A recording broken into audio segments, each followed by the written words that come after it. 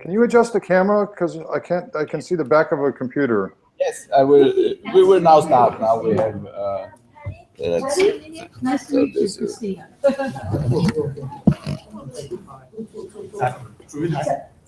Zachary, nice to meet you, Christina. Good morning. Good morning. Come sit with us. Come sit. Oh, Yeah. look. Here you cannot see Mark, so perhaps it's better if you can see him here. Can't you see yeah, him? you can see him here. Yeah, that's fine. Now you can. This is good. That's good. Perfect. So let's start. That's wonderful. Yeah, that's good to work with Chinese. This has increased participation numbers. It's also for our competition. It's much easier to get in the range of millions. Yes. Yes. Wonderful. Okay. So let's see where we have our. You should mention yeah. it. Good. So, good morning, everybody. Welcome from Bonn to those who are watching the video now live or later. We are here at the ECOS morning meeting, Education, Communication and Outreach Stakeholders Group. And I'm delighted to give the word now to Mark McCaffrey, the founder of this stakeholder group. Thank you very much. And I assume the fact that you're all there in Bonn and also at this meeting, I assume that you will be attending the dialogue, the 5th dialogue for action on climate empowerment next week, which we're very excited about. I wasn't able to be in Bonn, but thanks to Miro and the miracles of modern technology, I'm actually here in Hungary, not too far away, also here in Central Europe. But my background, very briefly, is that I was in the United States for many years involved with climate education, and then 2 years ago moved to Hungary because it's very difficult to do international work, as some of you might imagine, international climate-related work, because in the United States, everything is so focused on what's happening in the United States, and I think it's in many ways easier to work internationally outside of the U.S. So we approached the UNFCCC Secretariat after COP21, suggesting that an education, communication, and outreach group be formed, and just before COP22, they gave us the green light, and at that point we called this organization eCongo, which stood for Education, Communication, Outreach, NGOs. But we did change the name about a month and a half ago to ECOS because it's just a little bit easier to pronounce and also to understand, I think. But in any event, we're officially not a constituency. We are a community that the Secretariat recognizes. And so we're able to participate in the COPs and the SB meetings.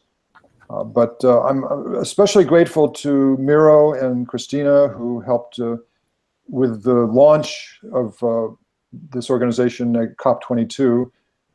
And just to keep the momentum going, thank you both and all of you for making the commitment to support these efforts around the goals of the original convention, the goals that were set forth in Article 6 of the original convention, which of course are emphasized again in the Paris Agreement and dovetail with many of the elements of the Sustainable Development Goals, particularly quality education and climate action. So I think that this morning I'd just love to hear more about what all of you are thinking and what you're up to. Maybe later this week I could, if there's interest, I could give a presentation that I gave recently in Vienna at the European Geoscience Union meeting about a framework using the powers of 10 to sort of break society down into cohort groups, 10 different cohort groups, ranging from individuals to the 10 billion people on the planet. And this may have some application for the work we do around trying to inform and engage, inspire young people especially to take climate action. But anyhow, that's just as a very brief background on the history of the organization, and also my thanks to all of you for your commitment to this important aspect of working towards reducing greenhouse gases and preparing the world for the changes that are already well underway. Thanks. Excellent. Thank you very much, Mark, and thank you very much for your leadership on this issue. Perhaps briefly also to the introduction of ECOS. It's what distinguishes us from the established 9 constituencies is also our ambition to be an innovation space. So we are now here only exploring how we really will function, and we've had yesterday started with discussions that we need to have also the capacity building through education, communication, and outreach and innovation on the local level, and that we have to be facilitating the crossing of language barriers, so that we are aiming to have regional groupings of ECOS, and with that we are aiming to develop an information system which will be multilingual and which will help to document what kind of education, communication, and outreach activities are being done by different stakeholders around the world in connection with the NASCA platform, the NASCA information system. It's the non-state actors zone for climate action. And one element is also that we are trying to reach also those who are not accredited yet to the process, because the logic of the constituencies is that these are groupings of organizations that are accredited to the UNFCCC, but we want to be of service and the bridge builder between those who are not in the process, but who are taking action and who need to understand the UNFCCC and the Paris Agreement and these global efforts, so that they can link in and feed into these efforts in a meaningful and rewarding manner. And that's only a brief recap regarding yesterday. And I would say that we make a brief introductory round again, so that we also learn about our Chinese friends. So my name is Miroslav Polzer. I'm Secretary General of International Association for the Advancement of Innovative Approaches to Global Challenges. My role in ECOS is some kind of technical secretariat to support and some information management. And among our most successful outreach activities is the Global Challenges Youth Music Contest, which we are also going to implement this year with Youth Think Center. And perhaps we go this way. Yeah, I'm Harriet Thew, introduced myself yesterday. I'm from the University of Leeds in the UK, where I teach master's students about climate change and environmental policy, and about environment and development, and do research about the role of youth in climate governance. Hi there. My name is Ana Espinosa. I'm from Mexico City. Right now, I'm the co-coordinator of the Latin American and Caribbean Youth Climate Movement. And as well as I have my own organization there in Mexico City, and we are working on climate change and sustainable development. And we are pushing public policy, in fact. In Mexico, we're going to start with that next year, by the way, about youth and about education at all levels, because it's not just the youth, it's the population in general. So that's it. And right now, I'm a kind of advisor of the Mexican delegation on youth issues and education issues and everything like that. Yeah. Wonderful. Thank you. Great. Yeah. Do you there? Yeah. Yes. Yeah. Hello, everyone. Good morning. My name is Anam, and I'm from Pakistan. I've been working with Miroslav for the past, I think, 7 to 8 years. And when the Global Youth Music Contest was in the phase of, in that initiation phase, we were all together in Austria, like working on the logo and making things work. So it's so beautiful to see how it's progressing. And I'm running a personal in Lahore, Pakistan, which is a dialogue cafe in Lahore, and I is an organizational partner of that cafe as well. So it's a space which brings young people together, and we talk about using different peace building tools. We talk about different socio-political issues, all those issues that come under sustainable development, including climate change as well. So this is what I'm doing. Thank you. Perfect. Thank you. Christina. Oh, me. I thought you were going. Hello, my name is Christina Stevens. I'm Australian, but I live in the United States. I'm on the board of directors of the Captain Planet Foundation, and I'm on the Special Projects Committee of the Directors Guild of America.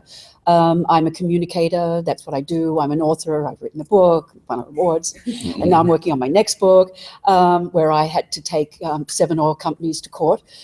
So I was forced to be aware of the environment. I was totally trial by fire.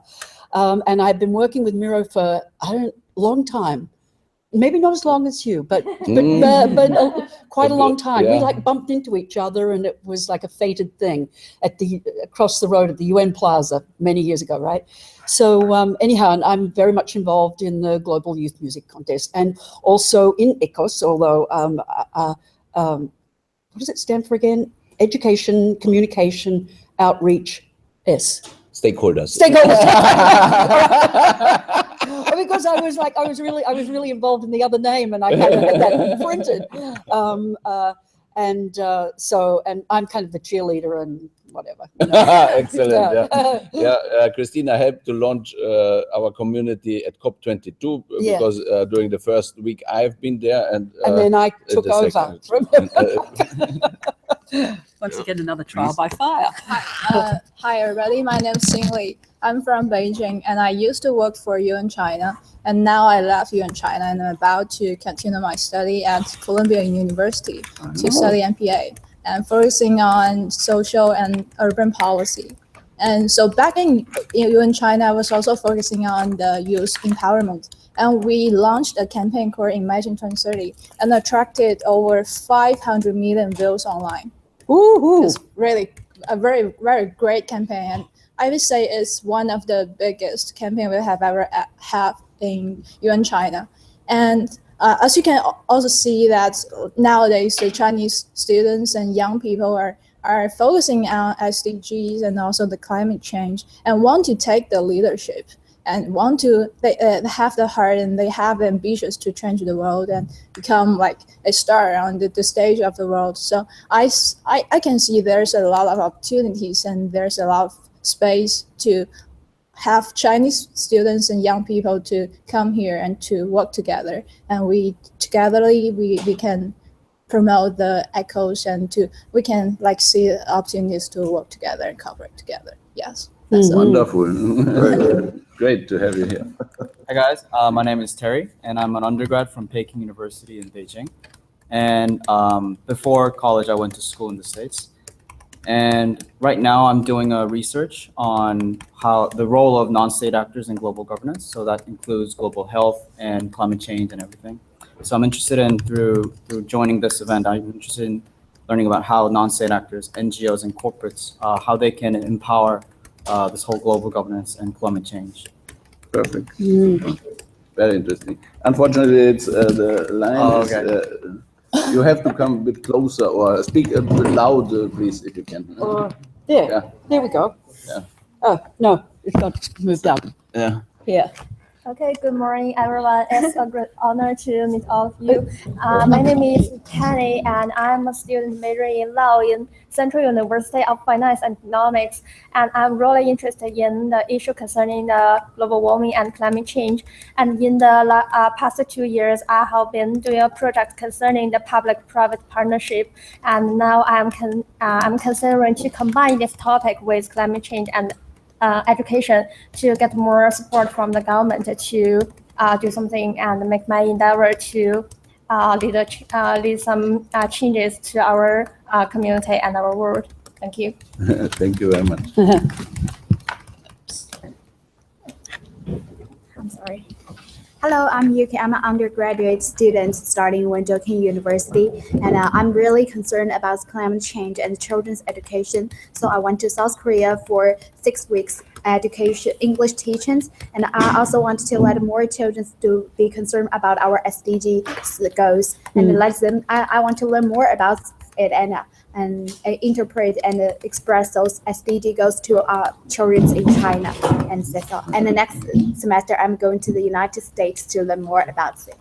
Wonderful. Very good.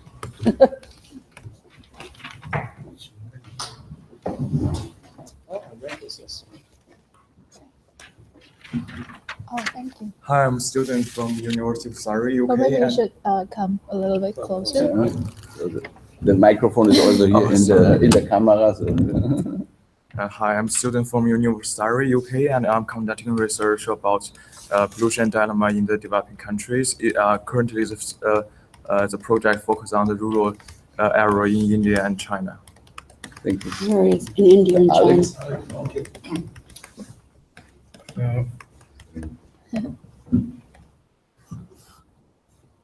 Hi, Mark and Here's everyone. the camera. Oh, this one. Okay. Sorry, I was. I know. Sorry. Hello. Hi, Mark and everyone. I come from using centers who work close with the IAAI to organize the music contest and also the movie contest for climate change.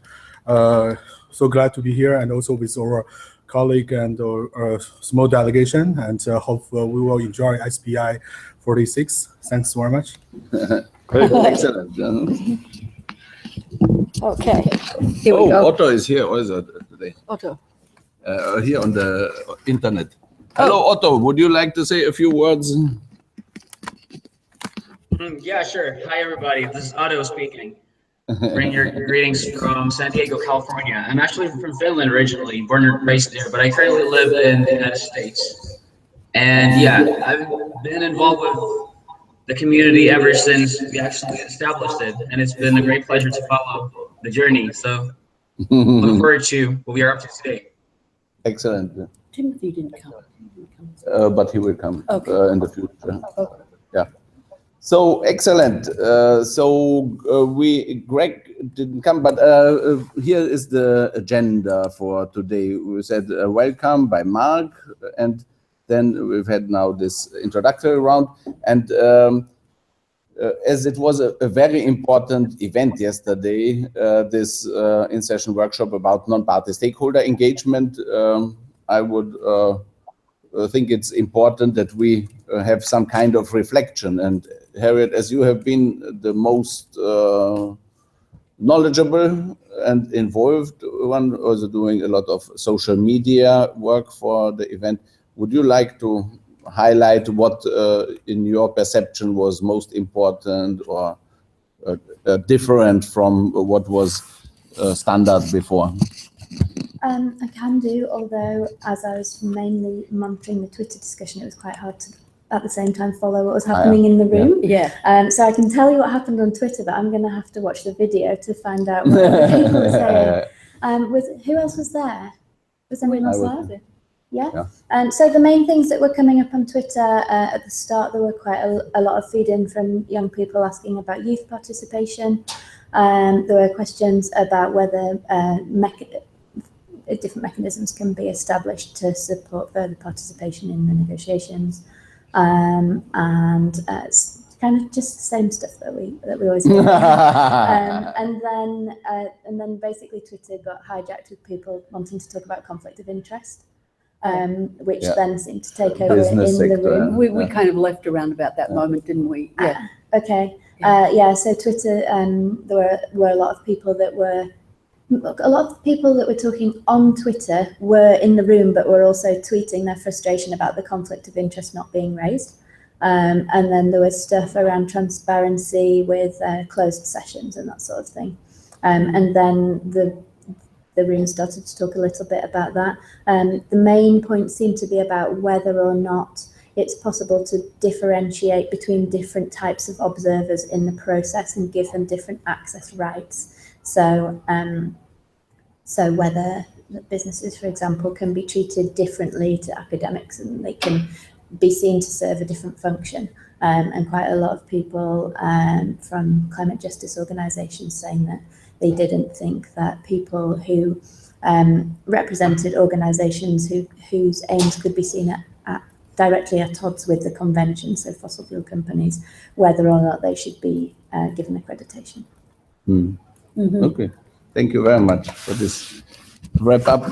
And my impression was that there is a great readiness from the side of the member states and the UNFCCC Secretariat to listen how this non-party stakeholder engagement could be done in an innovative way. Because the chair said in several moments said, yeah, thank you for your statement, but what are the new ideas? You are assured we want more stakeholder engagement, but we need to learn how to do it. And therefore, I didn't think it would be the good time to already present ECOS, because we are still in the exploratory phase. And so whatever I would say there would be my personal opinion, and it's not yet a consensus of the group. But I think that our grouping can, our community can come up with innovative ways for non-party stakeholder engagement. And that's what I really aim for. And I think that we can play a very positive role in this aspect. Anna, do you have any thoughts on how the session was yesterday about non-party stakeholder engagement?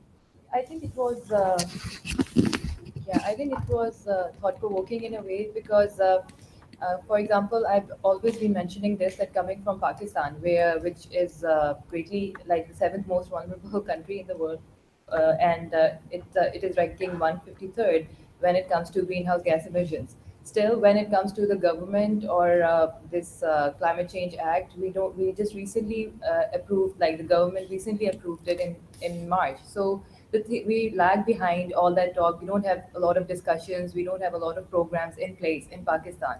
So like small initiatives definitely are doing their own things. But again, we are unaware of each other, that if I am doing something at Dialogue Cafe or if other people are doing, they don't know each other.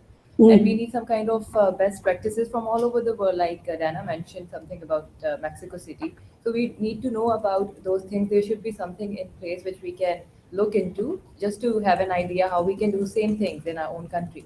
So I think it's a very good initiative to just sit together and talk about things and discuss ideas and brainstorm, so that we know which path to follow. Exactly. Yeah, excellent. Yeah. Thank you. And this brings us perhaps already to our next point on the agenda, which was about, no, Greg didn't yet come, but he might come later. But we've said yesterday that we would today also look a little bit into this issue of how climate change education, communication and outreach, what are the needs on local level, and also your example, Dana, from what you've done, where was it, in Colombia? Or? That local level? Yeah, the local level initiative. No.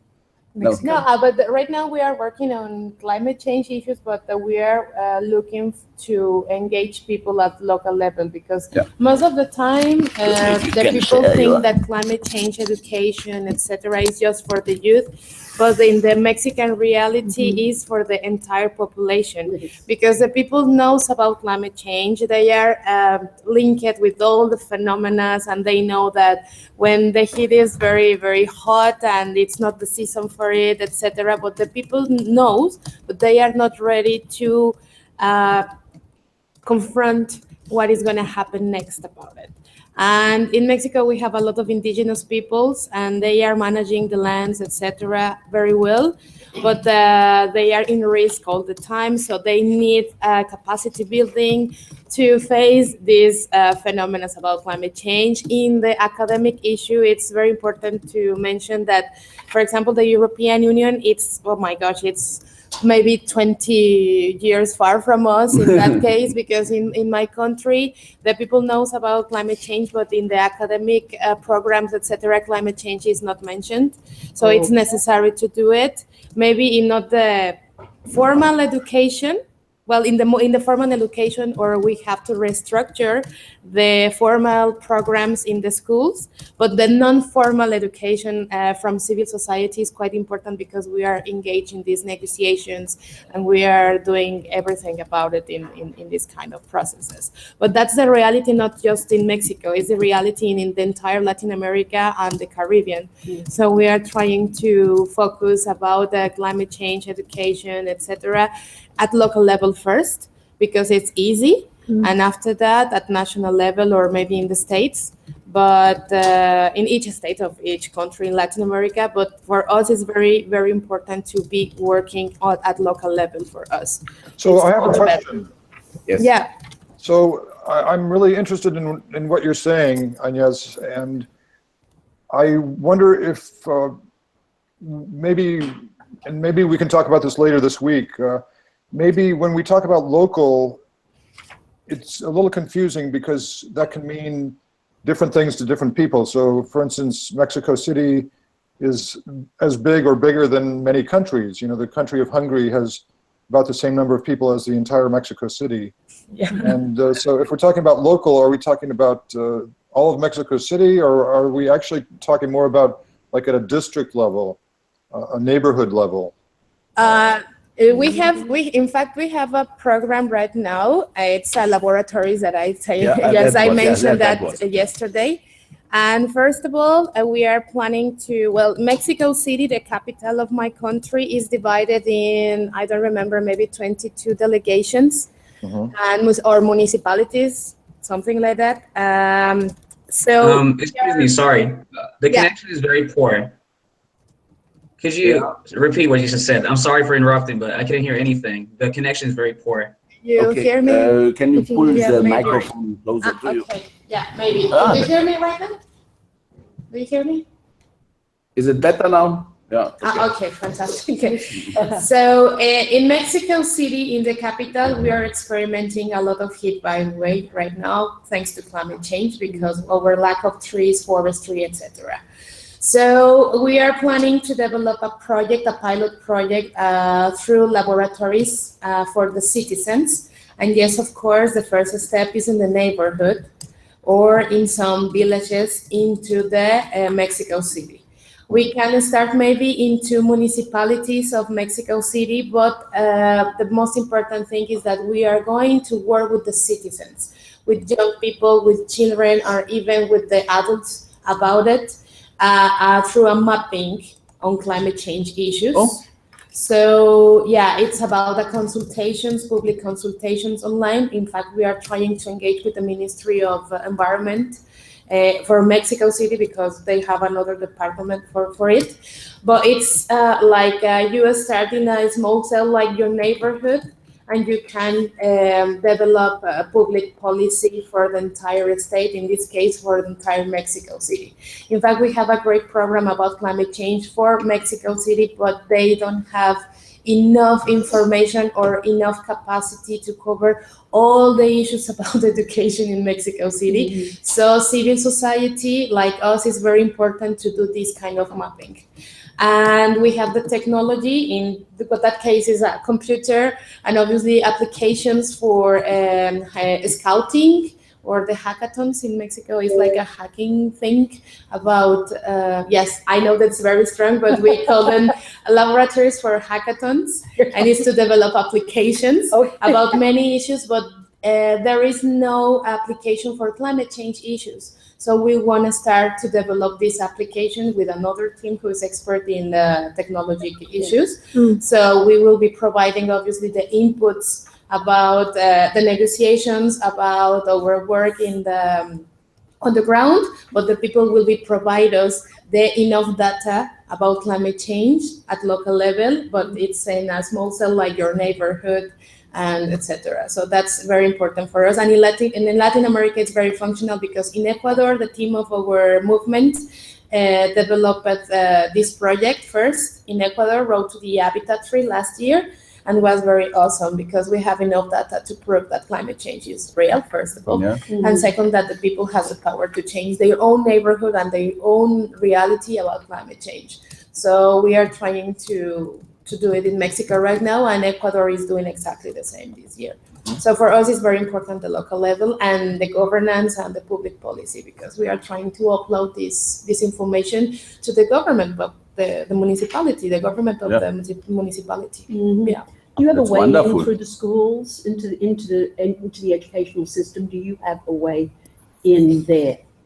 Yeah, Very good. yeah, Good. we have it. Yes, we But have we're it. needing the best practices. Yes, That's exactly. what you're needing. Yeah. Awesome. Yeah. You should go to the captainplanet.org, cpf.org, and we've been filing best practices for about 20 years now on all sorts of things, mitigation, but involved in climate change. We give away, we fund projects in schools, build gardens, give away toolkits to test water and talk, all of that. And something important to mention is the access to the information in Spanish language, for example, or Yes. I mentioned yesterday in Portuguese language, etc. Because most of the time all the manuals or the toolkits are in English. So many guys is like, okay, I know English, but just ABC, and my own language is Spanish. So we don't know what is going to happen if we don't have the access to this information. Exactly. Yes. Well, of course, the people who knows English, we can provide information, but that's not the point. The point is that they have to be very close to the information. So that's the idea of our project and the transversality of the project, because we are not just. Yes, our main issue is climate change, but we are working with the 2030 agenda too. And promoting climate change in the SDG 13, because no one is talking about the SDG 13. Right. Most of the time in Mexico, we saw that, and even in Latin America, and yes, of course, it's important. The gender issue, it's quite important. And of course, the human rights is important, and health is important, but most of the time, the environmental issues are out of the conversation. Right. So it's terrifying for us. Even though they can be a core cause. Exactly. That's the source.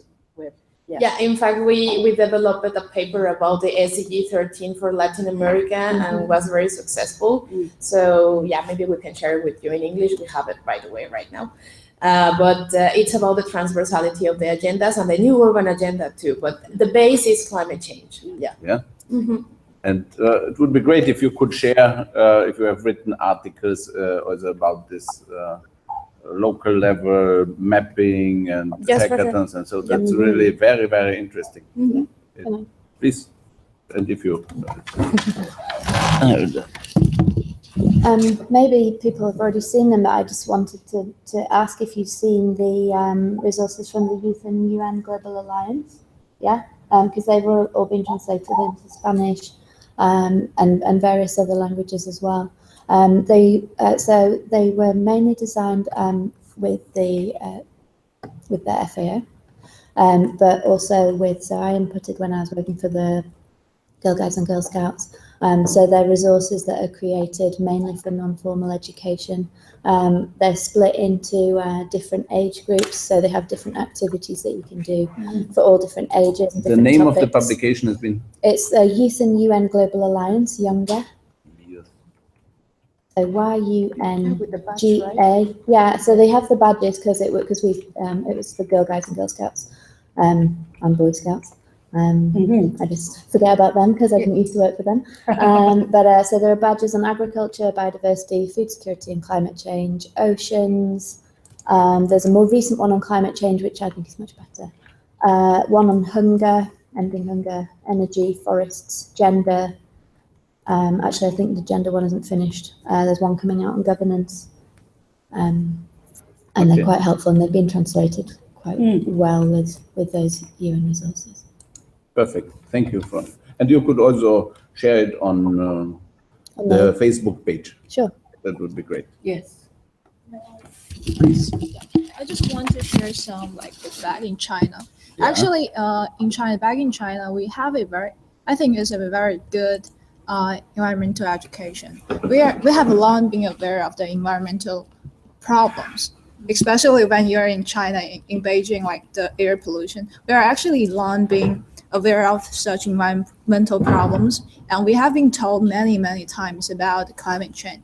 So everyone actually has already bear in mind that it's a very serious problem and we need to make actions. But the thing is, I think what is lacking in Chinese or maybe around the world, the education system or the environmental education is that we don't really teach people how to make actions.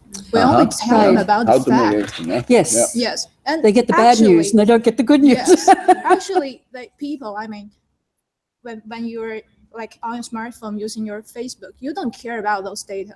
You just care about like you just scrape the screen and you just have very quick like the look of the interesting things. So I think especially how to arouse young people's interest onto such serious issues is to make something that is very fun. Like make them think it is a very cool thing to actually to do something. So I think that's the point that we should do, like change our like the usual or the traditional way of thinking of how to make the environmental education. That's very good. Very good. And it's luckily we have planned activities on this. We on the 16th of May next week, Tuesday, I think is this. We have at our morning meeting an intervention via Skype from Professor Helbing of the ETH Zurich, Federal Institute of Technology of Switzerland, and he will speak about climate Olympics. Oh. How can we organize these climate change awareness raising and motivation, incentivization of climate action by doing gamification, bonus points, giving people bonus points for what they're doing. And it's also related to our efforts in the field of blockchain technology. So that based on blockchain technology, it's much easier to document individual climate action and then handle it as a value in a fraud secure way, no double counting and this kind of actually, like in EU and China, we also have a problem that people actually know very little about SDGs. Very little Chinese people know about what SDG is. No one knows very much. They have no idea what SDGs are. It is too generalized. It's like too general for you to actually to learn about it or to do something. So we should actually split it into some like very small parts and to make it handleable. Yes. Yes. And for stories. example, like Storytelling. Yes. And in China we yes. Sorry. Please go. I'd like to comment afterwards. What? Okay, he said he will comment afterwards. Oh, okay.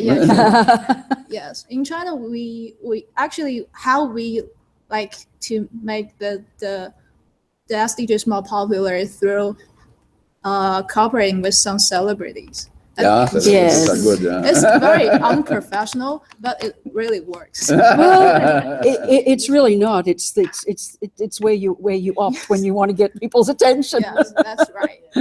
When you want to add a little sexiness into something that's very dry and boring, you bring in a celebrity and people will watch. It's like SDGs is actually quite aloof from those like young people or from those I know, normal and we've people. got to change that. Yes. Very important. Yes. It's the only way, because they're the ones that are going to make it happen, not the government. Perfect. Yes. Otto, you wanted to say something. Yes. First of all, sorry for interrupting. I didn't mean to interrupt, but yeah. So the thing was, I just wanted to comment on what Miroslav just said before. So with regards to talking about gamification and blockchain, also what I see important over here as being an official constituency and kind of still trying to reach out to the people at the grassroots level, what I see very important also might be, or could be good for us, another phenomenon, which is called crowdsourcing or co-creation. So kind of, we already have the existing information yesterday as well at our meeting, sorry for repeating myself. But what we could do also is we could reach out to other existing organizations that already have databases and resource banks in order to have kind of like beneficial information for whichever group, whether it's young people, adults, indigenous people, etc. So kind of like we kind of like have the perfect set of information for each group to be provided. And I think what we can actually, how I can boost it, kind of like boost the outreach over there, and then we can use gamification and kind of like maybe with a kind of the hint on how one person actually can contribute to the whole aggregate of the entire community, for that matter. Perfect. I fully agree. And as we have only a few minutes left, I would like to inform you that there will be now soon a press conference for the launch of the Global Youth Video Competition of the UNFCCC Action for Climate Empowerment. And this will be in the press conference room Nairobi 4 at 12:30. And I would strongly encourage you to join this launch, because on the Thursday at 2 o'clock, we will have also our launch of the Global Challenges Youth Music Contest, which is some kind of sister initiative or partner initiative of the Global Youth Video Competition of the UNFCCC. And so that you see already today how the basic ideas of the UNFCCC Action for Climate Empowerment team are, and how we can build the synergies there. And we will then tomorrow in the morning meeting speak also about the Global Challenges Youth Music Contest and how different elements could be brought together, the work of in China, and also there are interests now in Mexico. And Christina has collaborated already in 2015 with European Broadcasting Union. We have developed some plans. And so we will discuss this as one of these outreach efforts which can bring fun and entertainment and motivating people to take action. And please note also for the 16th of May, we will have a focus on gamification. And if you have any examples that you would like to share, it would be most welcome. Okay. Any further questions or recommendations to attend any particular side event or negotiations? Would there be people interested in my presenting on maybe Friday, the Powers of 10? Yes, sure. Sure, Friday is a good day, I think. Could you put something online about it as well? Yes. That would be great. Mark, will you put it on Facebook also basic information? Okay. Yeah. Will do. Good. Perfect. So with this, I think we can conclude for today. Thanks for your time and for your energy. It was very interesting to learn from your experience. I don't know what happened to Greg. I guess because he does the Ringo meeting at the same Goodbye, time. Mark. Goodbye, I guess he Otto. just,